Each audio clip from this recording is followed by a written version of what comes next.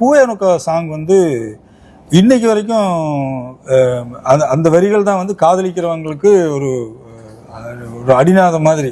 அந்த பீரியட்ல காதலிக்கிறவங்களுக்கு, எந்த பீரியட்ல காதலிக்கிறவங்களுக்கும் நீங்க வந்து பாருங்களேன், எந்த பீரியட்ல காதலிக்கும் மனதில் நின்ற காதலியே மனைவியாக வரும்போது சோகம் கூட சுகமாகும், வாழ்க்கை இங்கு வரமாகும். இருங்க, பள்ளிபாரதி சாரை என்னைக்காவது நான் பார்த்தேன்னா இந்த வரியை குறிப்பிட்டு அவர்கிட்ட பல கேள்விகள் கேட்கணும்னு நான் நினைச்சிருக்கேன். நான் மட்டும் இல்ல, இப்படி நிறைய பேர் அந்த கேள்விகளோட சுத்திக்கிட்டு இருக்கோம். அவர்கிட்ட நான் நேரடியா கேட்டுக்கிறேன். நானு என்ன கேள்வி? எது மனதில் நின்ற காதலியே மனைவியாக வரும்போது சோகம் கூட சுகமாகுமா?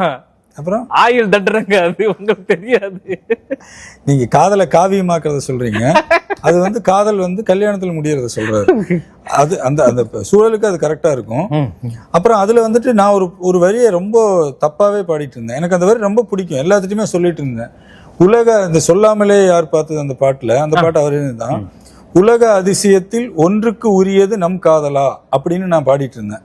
இத அப்படி நினைச்சேன்னா இல்ல, இத வந்து ரொம்ப என்னோட இப்போதைய பிரதர் இல்லாம அப்போதைய நண்பனுமான என்னோட ஃப்ரெண்டு செந்தில்ன்ட்டு அவர்கிட்ட சொல்லிட்டு இருந்தேன். நான் சூப்பராக எழுதியிருக்கேன். 3 தடவை பார்த்தேன் அந்த படத்தை, பாடலுக்காகவே படத்துக்காகவே. ஏன்னா விஜய் அது வரைக்கும் பண்ணிட்டு இருந்தது வேற, இந்த படம் அவருக்கு வேற எலிவேஷன் கொடுத்தது.